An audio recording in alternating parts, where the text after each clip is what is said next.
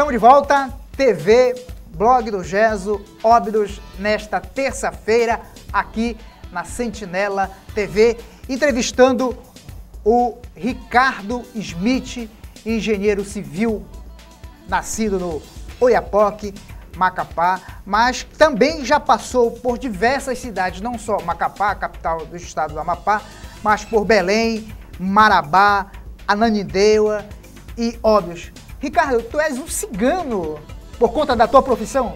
Exatamente, e isso que é o mais interessante. Porque quando eu me formei, eu fiquei 6 meses só em Belém, embora eu já trabalhasse no ramo de engenharia, mas depois de formado só fiquei 6 meses. Quando eu me casei com uma moça de Marabá, eu me mudei para Marabá a pedido da família e fiquei trabalhando lá com eles e fiquei quase 30 anos lá em Marabá.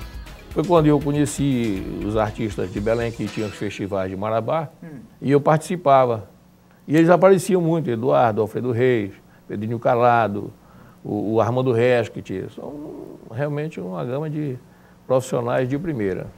Antes do intervalo comercial, não falávamos dessa tua veia artística, que não tem nada a ver relacionado com a engenharia civil, né? De onde vem? De onde que tu herdaste esse gosto pela música, pela literatura, de ler bons livros? De onde é que vem isso? Na verdade, quando eu me entendi como gente em Macapá, minha mãe era professora, foi secretária de grandes escolas do Amapá, e lá, na época, por exemplo, vinha muitos livros, tinha uma coleção chamada Seleta, e ficava ali na exposição, e eu sempre pegava, eu vou pegar o livro, mas me interessei por leitura por aí. Eu me lembro de um livro que me marcou muito, que foi da lenda da Grécia, Jasão e o Velocino de Ouro. Muito, eu até vi um filme um dia desses que é sobre isso, os Argonautas. Então, a partir daí, quando você começa a ler, aí eu li toda a coleção, por exemplo, do Monteiro Lobato. E é uma coleção que eu acho que não deve faltar em casa onde tem crianças, que é excelente. Você viaja, você literalmente viaja ali com o Monteiro Lobato. E a partir daí, eu gostava muito de músicos de Macapá que tocavam, tinha o Sebastião Montalverne, que é um excelente violonista. E eu gostava só de ouvir, mas eu não sabia, nem para onde ia. Quando eu fui morar em Belém com um tio meu que fazia instrumentos, é que eu comecei a pegar no violão, já mais com mais de 20 anos já. Os teus pais tocavam violão, o teu pai? Meu pai sim, meu pai ele tocava violão, mas eu nunca ouvi tocando. Ele tocava, minha mãe falou, ele tocava para ela, quando eles namoravam aí em Bragança, ele tocava violão. Tu já participaste de festivais aqui no estado do Pará, defendendo alguma música, defendendo... Já. Eu participei, a primeira vez que eu participei no festival foi da FICAP, uma música Crônica Marginal. Eu perdi até para o Alfredo Reis, ele nem se lembra também, nem eu me lembro, eu sei que ele, depois ele falou, nós conversamos sobre isso. Depois, quando eu me mudei para Marabá, eu achei interessante que Marabá também a cultura lá é muito forte. Principalmente na área tem um grande poeta, que é até meu parceiro lá, que é o Ademir Brach. Sim, já ouvi falar. Um excelente poeta. E é parceiro em várias músicas, nós temos parceria. Um dos ícones da cultura obidense é o José Veríssimo. Sem dúvida. Já leste alguma coisa do José Veríssimo? Rapaz, não. Eu fui até a biblioteca procurar um livro dele. Só encontrei do Inglês de Souza. Do Inglês de Souza. No caso, já leste o... Já li o Coronel Sangrado. E agora eu estou lendo o Cacolista, que aliás quem me emprestou foi até o Eduardo Dias. O que tu achas do Coronel Sangrado? O que tu achas da literatura do Inglês de Souza?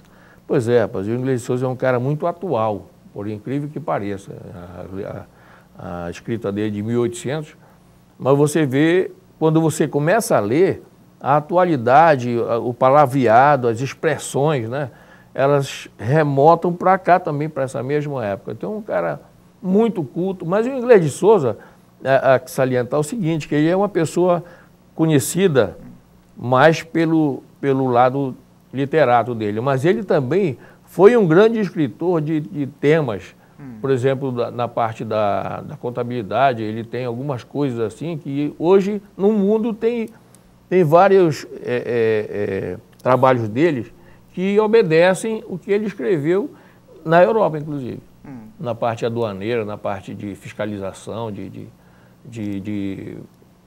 da parte de... Tratados internacionais. Tratados internacionais, exatamente nessa área. Obrigado. Além dessa questão da atualidade da obra dele, do Inglês de Souza aí, voltando à questão, fazendo um link com a questão de Óbidos aí, o que Óbidos te chamou a atenção nessa questão da cultura? Que diferencia, tocaste ainda há pouco, que Marabá também é uma cidade muito pujante no questão cultural, né? Mas ela deve ter suas características próprias, como Óbidos também tem as suas características próprias. O que te chamou a atenção, já fazendo um link com esse teu lado poético, com esse teu lado artístico, quando tu chegaste em Óbidos? Pois me interessou bastante porque eu cheguei numa época, teve o Carnaval, né, que me remeteu muito para Recife, que é muito parecido, assim, aquela sujeira, negócio de jogar pau nos 8 graus. E a época do São João. O cordão, tem lá cordões de pássaros, boi, isso de pássaros. Eu me lembro que quando eu era moleque lá em Macapá também tinha. E também em Marabá tem. Então na região amazônica isso tem muito. Mas principalmente porque tem versos, tem trovas interessantes de criação do pessoal de Óbidos. Além da parte literata, que tem grandes poetas e escritores, essa parte também é muito importante porque traz o povo para a rua com a sua sapiência popular. Isso e o povo participa muito. Interage muito com essas manifestações, muito, né? Acho interessante esses isso. Cordões dos pássaros, né? O carnaval, que é a coisa mais pujante lá em Óbidos aí. Tu já lançaste um livro chamado Casa dos Padres. Verdade. Qual é a temática que tu abordas nesse livro? Pois é, o título parece assim que, fala de igreja.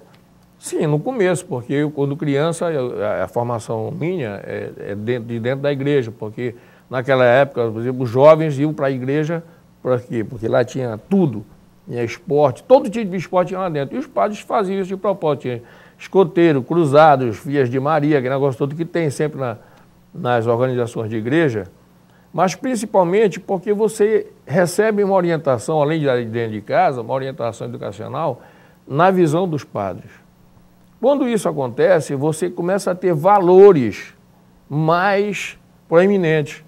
E você começa a se encontrar. Eu tenho encontrado, por exemplo, um deles que frequentava lá também, que foi o Capiberibe, ele foi governador e agora é senador no estado.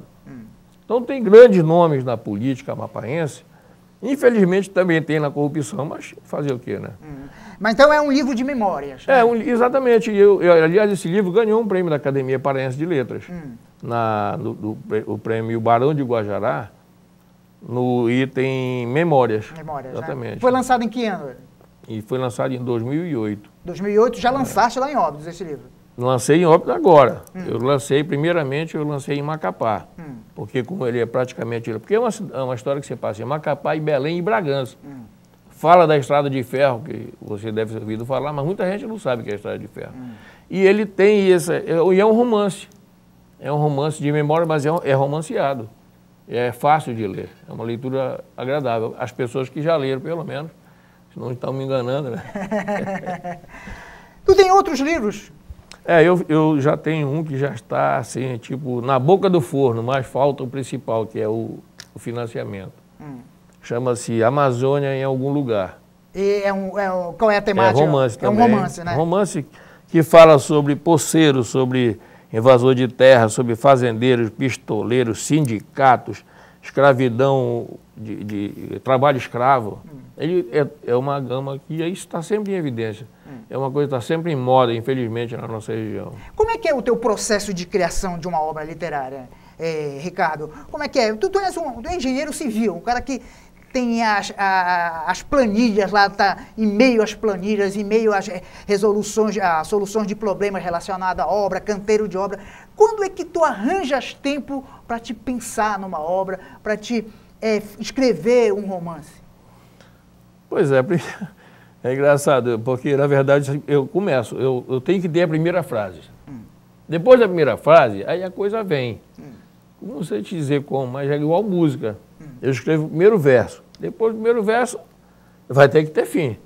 Mas é basicamente assim. Mas, lógico que tem muita pesquisa. Por exemplo, nesse caso desse livro, tenho um amigo meu que ele me ajudou muito na pesquisa junto, porque você passa por relatos reais, coisas reais que aconteceram. Por exemplo, a ditadura, a guerrilha do Araguaia, a Transamazônica, tudo são coisas, fatos que aconteceram e que a história passa por aí. E eu passo a falar do livro, passando por esses locais, com dados reais. Eu não ganhei um prêmio, segundo informações lá da Academia Paraense, neste livro, por causa que um deles que julgou o livro, eram 3 pessoas que julgavam, achou que o meu livro queria ser histórico, pretendia ser um livro histórico, por isso ele... Não, isso é um romance, ele está querendo ser um livro histórico. Eu fiquei na minha, não disse nada que eu vou discutir com um acadêmico. Né? Sim, mas qual é o horário que tu escreves? Tu reserva um horário específico para te escrever ou não? Não. Normalmente fim de semana. Não. Por exemplo, num lugar como eu estou, como o fim de semana, praticamente, ou eu estou reunido com alguns amigos, como eu tenho... Hoje, eu já tenho outros amigos, mas até uns 2 meses atrás eu só tinha o Jorjão. Quando ele não está em Santarém, ele está na casa dele. Aí a gente se encontra assim, fala disso. É o dia que eu escrevo, normalmente sábado e domingo. O Jorge Ari é uma espécie de embaixador lá de Óbidos, né? O Jorge Ari é um cara incrível. É uma figura assim, muito... Nós já tivemos a oportunidade, um abraço aí pro Jorge Ari, o grande que já tivemos a oportunidade, e é o nosso telespectador assíduo lá na cidade de Óbidos. Nós vamos fazer mais um intervalo comercial, a gente retorna com a última parte do bloco de entrevista com o Ricardo Smith. Um instante só.